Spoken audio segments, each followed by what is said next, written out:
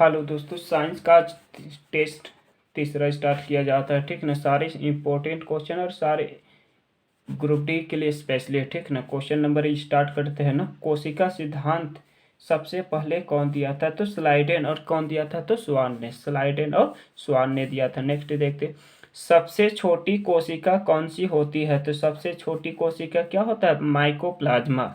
सबसे छोटी कोशिका माइकोप्लाज्मा। नेक्स्ट देखते हैं, कोशिकीय श्वसन कहाँ पे होता है? तो कोशिकीय श्वसन कहाँ पे होता है? तो माइटोकॉन्ड्रिया में होता है। और याद रखेगा, क्रेब्स चक्र के द्वारा होता है। कैसा होता है? तो क्रेब्स चक्र के द्वारा। और 36 एटीपी का निर्माण करता है। ठीक है ना, एटीपी का निर्माण करता है। कहाँ पे होता है? तो माइटोकॉन्ड्रिया। और माइटोकॉन्ड्रिया को क्या बोला जाता है? Power house. ठीक है ना, पावर हाउस। नेक्स्ट देखते हैं, कोशिका का सबसे छोटा अंग कौन सा होता है? कोशिका का सबसे छोटा अंग कौन सा होता है? तो राइबोसोम। क्या हो जाएगा? राइबोसोम। राइबोसोम की प्रोटीन का फैक्ट्री कहा जाता है। प्रोटीन का फैक्ट्री। और लाइसोसोम अगर पूछा जाएगा ना, लाइसोसोम पूछा जाएगा तो आत्महत्या की थैली इसी को कहा जाता है। ठीक है ना, कि देखो, कोशिका की सबसे छोटा अंग तो राइबोसोम। राइबोसोम को क्या कहा जाता है? तो प्रोटीन की फैक्ट्री। और लाइसोसोम को क्या कहा जाता है? तो आत्महत्या की थैली। और कोशिका की सबसे बड़ी अंग केंद्रक होता है। कोशिका की सबसे बड़ी अंग क्या होता है? तो केंद्रक होता है। नेक्स्ट, केंद्रक का खोज कौन किया था? तो रॉबर्ट ब्राउन ने। केंद्रक का खोज कौन किया? तो रॉबर्ट ब्राउन। नेक्स्ट देखते, सूर्य की ऊर्जा पृथ्वी तक किस मतलब किस तरह से आता है? ठीक है ना, किस तरह से आता है? तो विकिरण द्वारा। सूर्य की ऊर्जा पृथ्वी तक किस द्वारा आता है? तो विकिरण द्वारा।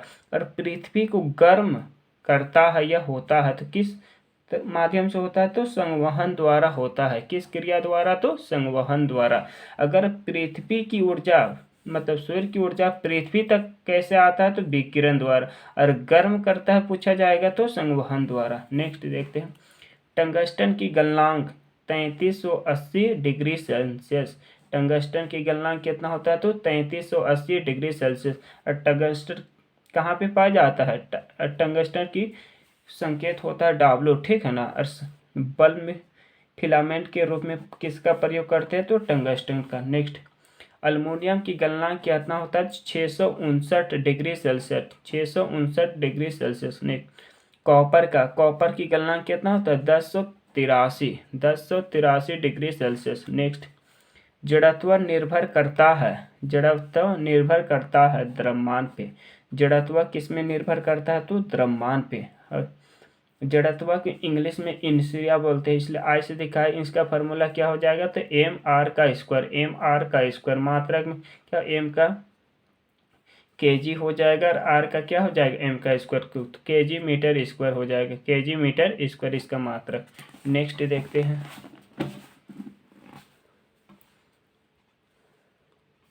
सुगंध के लिए प्रयोग करते हैं। तो सुगंध के लिए किसका प्रयोग किया जाता है? तो वनीला का। और स्वाद के लिए प्रयोग किया जाता है ईस्टर का। सुगंध के लिए पूछा जाएगा तो वनीला का। और स्वाद के लिए प्रयोग किया जाता है ईस्टर का। नेक्स्ट, गोबर गैस में क्या होता है? तो methane plus carbon dioxide. Methane plus में कार्बन डाइऑक्साइड। मीथेन प्लस में कार्बन डाइऑक्साइड। नेक्स्ट, मधुमक्खी की भाषा क्या कहलाता है? नृत्य। मधुमक्खी की भाषा क्या कहलाता है? तो नृत्य हो जाएगा। नेक्स्ट, आवेग की फॉर्मूला क्या हो जाएगा? धारा गुना में समय। धारा गुना में समय।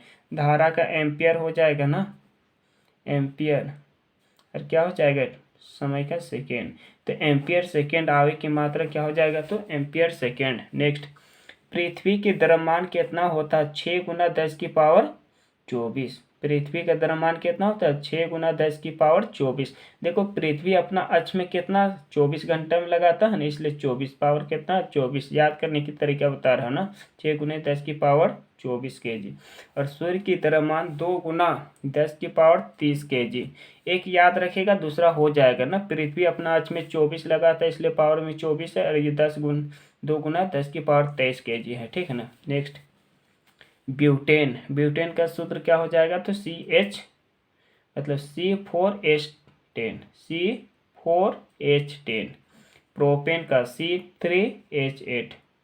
प्रोपेन का C3H8। नेक्स्ट, इथेन का C2H6। नेक्स्ट मीथेन का CH4, सभी को पता है ना। नेक्स्ट पहला कृत्रिम रेशा क्या है तो नायलॉन। पहला कृत्रिम रेशा क्या है तो नायलॉन। नेक्स्ट देखते हैं नियोप्रेन, रबड़ प्राप्त किया जाता है इससे ना। रबड़ कहाँ से प्राप्त किया जाता है तो नियोप्रेन से। नेक्स्ट देखते हैं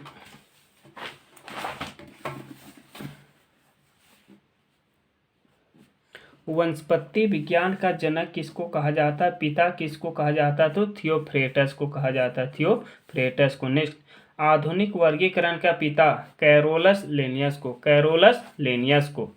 नेक्स्ट चिकित्सा शास्त्र का पिता कल भी पढ़े थे ना, हिपोक्रेटस। नेक्स्ट देखते हैं पादप जगत एवं जंतु जगत के बीच कड़ी का काम कौन करता है, युगलेना।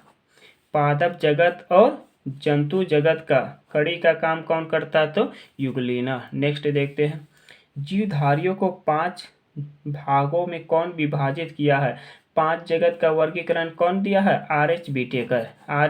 बीटेकर। मोनेरा हो जाएगा, प्रोस्टेस्टा, पादप, कवक और क्या हो जाएगा, जंतु। मोनेरा, प्रोस्टेस्टा, पादप, कवक और जंतु हो जाएगा। नेक्स्ट देखते हैं जीवों का द्विनाम पद्धति कौन दिया तो कैरोलस लेनियस। जीवों का द्विनाम पद्धति कौन दिया तो कैरोलस लेनियस। नेक्स्ट आलू का हरा रंग सोलेलिन के कारण होता है, नेक्स्ट कॉफ़ी में क्या पाया जाता है तो कैफीन, कैफीन। चाय में क्या पाया जाएगा तो थीन हो जाएगा। चाय में थीन, कॉफ़ी में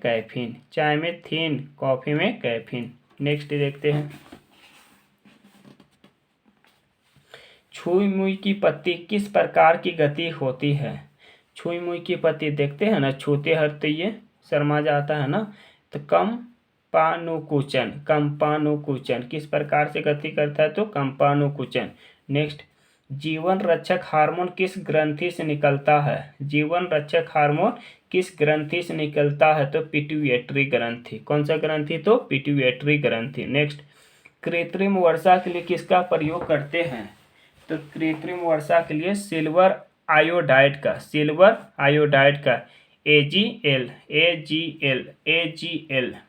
नेक्स्ट AgI है ना, L नहीं है, आयोडाइड है ना। नेक्स्ट चुनाई स्याही सिल्वर नाइट्रेज AgNO3।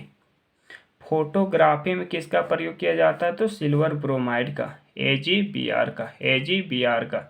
देखो कृत्रिम वर्षा में सिल्वर आयोडाइड, चुनाई स्याही silver nitrate, photography silver bromide का। नेक्स्ट वायु की गति मापने के लिए किसका प्रयोग करते हैं तो एमिनोमीटर का। वायु की गति एमिनोमीटर। बादलों की गति नेपोस्कोप का प्रयोग किया जाता है, नेपोस्कोप का। नेक्स्ट आपेक्षिक घनत्व हाइड्रोमीटर का। नेक्स्ट देखते हैं आपेक्षिक आर्द्रता हाइग्रोमीटर। पहाड़ों पर पानी किस तापमान पर उबलने लगता है। देखो पहाड़ों पर पानी किस तापमान पे उबलने लगता है तो 100 डिग्री से कम तापमान पे और जैसे जैसे ऊपर जाते हैं ना, ठीक है ना, जैसे जैसे ऊपर जाते तो वायुदाब क्या होता है, कम हो जाता है। इसलिए ऊपर जैसे जैसे जाते तो वायुदाब कम हो जाता है, इसलिए पहाड़ों पे खाना पकाना कठिन होता है। ठीक है, पहाड़ों पर खाना पकाना कठिन होता है। और कुकर में खाना जल्दी क्यों पक जाता है तो वहाँ क्वथनांक बिंदु बढ़ जाता है। ठीक है ना, क्वथनांक बढ़ जाता है इसलिए। थैंक यू दोस्तों।